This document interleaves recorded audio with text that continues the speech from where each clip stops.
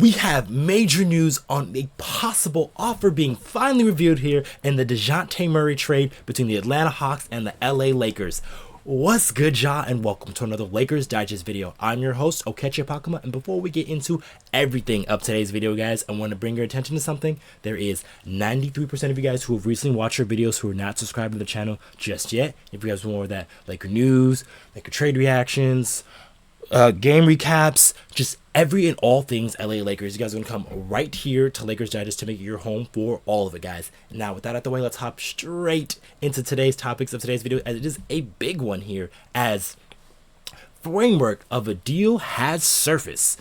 So, there has been talks between the Lakers and the Atlanta Hawks on a possible deal of Dejounte Murray, and now we finally have the details of a possible framework of a deal, according to Johan Buha of The Athletic. And the Atlanta Hawks would receive D'Angelo Russell, Jalen Hood-Schifino, a 2029 first-round pick, and additional draft compensation, while the Lakers received Dejounte Murray. So this is huge right here for the Lakers, as this is like probably their first official offer out there. And then I'm very interested to see what's going to happen here in the next couple of weeks here, as this is probably, like I said, their first offer, and then the Hawks will probably gauge the trade market to see what is what can they get for Dejounte Murray, and is this going to be one of their better offers. And I personally highly doubted that it will be one of the better offers, but let's read more into that report here by Johan. So he was saying that the Murray buzz is only increasing to noisy levels, and the Lakers have discussed potential frameworks of a deal, like I said, centered around Russell, Hood-Schifino, and a 2029 first-round pick and additional draft compensation. But currently talks have stalled, but are expected to pick up closer to the deadline.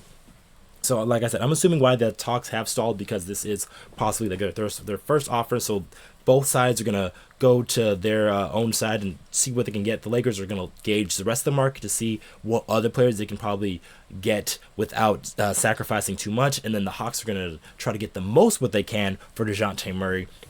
So we'll see what happens here the next couple of weeks. The Lakers, I think, made a solid first offer here, because you have D'Angelo Russell, who has been playing like a lot better recently, and then you also have Jalen Hood-Schifino, who is a guy that is finally starting to spread his wings here in the G League for the Los Angeles Lakers and for the South Bay team. So he's playing a lot better, finally getting some reps, really starting to turn into that NBA prospect the Lakers expected him to be.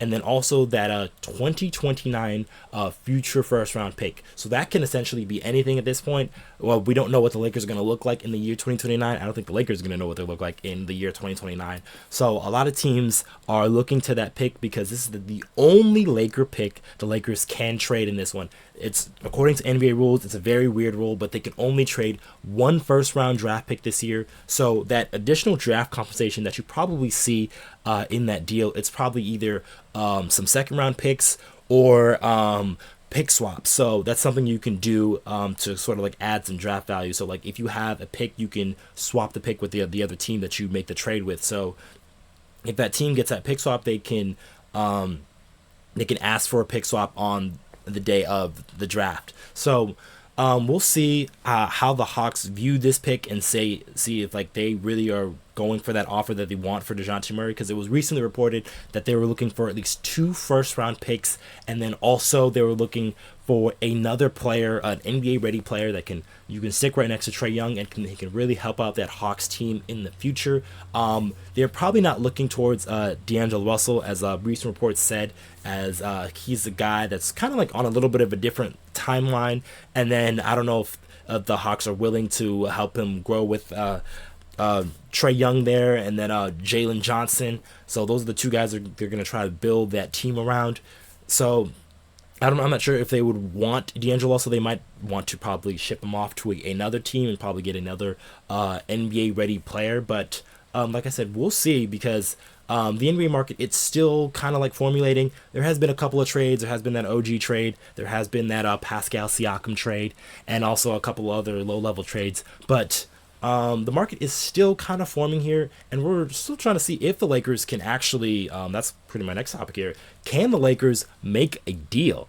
So the Lakers, according to the report, Johan Buha, he was saying that the Lakers were possibly going to make a deal, but the significance of the deal is still yet to be determined, whether if they go after a big name like a Levine or a Dejounte Murray, or if they go like a name in the middle of the pack there. So like a Jeremy Grant's names has surfaced, Bruce Brown Jr., Tyus Jones, Colin Sexton. It's kind of like all these NBA veterans, guys who've been in the league for a couple of years, guys who've been starters or six man, and sort of like guys just like around the edges, not really guys to like make or break your team, but guys who can make an impact on your team. So, but back to this Dejounte Murray trade. So, like, can the Lakers actually make this possible deal? And I do think it is possible here. So, like, if we look back to like what Dejounte Murray could bring to the Los Angeles Lakers, and his stats here are just very solid on the season, averaging about 21 points, 4.8 rebounds, about 4.8 assists, shooting around 47%, 38% from three, 82 from the free throw line. So he has very solid numbers all around. He's a former all defense guy, and then he's also a former all-star as well. So adding a guy like him to your team as being one of your point of attack defenders and also being one of your main initiators on offense can really help boost your team. His shooting can be streaky. That's why it's a little different from like a guy like D'Angelo Russell. I know he could also be up and down and consistent, but he's probably more of a consistent shooter than Dejounte Murray is. But Dejounte Murray is a little bit more dynamic when it comes to, you know, creating in the mid-range and also being a guy on the defensive end to really make plays on that end and lead into easy offense. So Dejounte Murray on this team, I think, would make sense in a way. Like, he isn't my favorite guy out there, but he's one of the guys that does make sense for the Los Angeles Lakers team.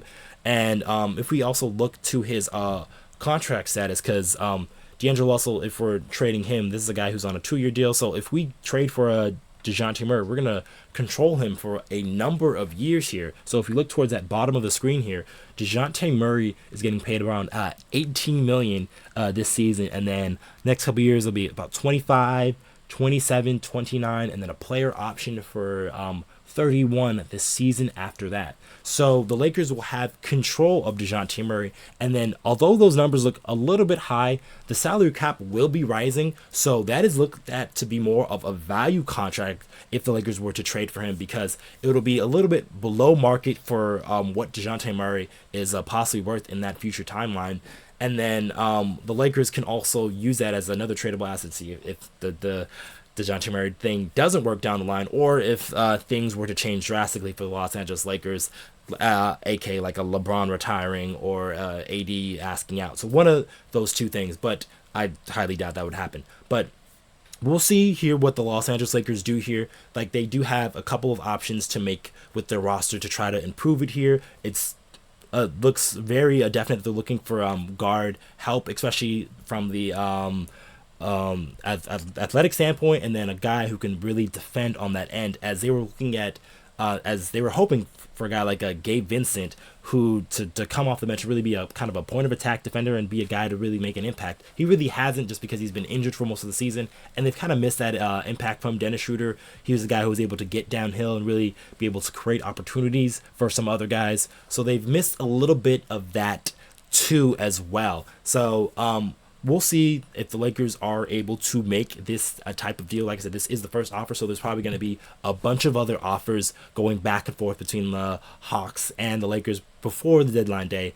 But let us know what you guys think in the comments here. Do you think the Lakers should make this deal for Dejounte Murray? Do you think it's too little? Do you think the Hawks will move on to another team, possibly the Miami Heat, the New York Knicks, or just like another team that can use some guard depth? So do you think this deal would work out for Los Angeles Lakers eventually? So let us that known in the comments. I have been your host, Okechi Apakama for Lakers Digest, and I'll catch you guys on the next one.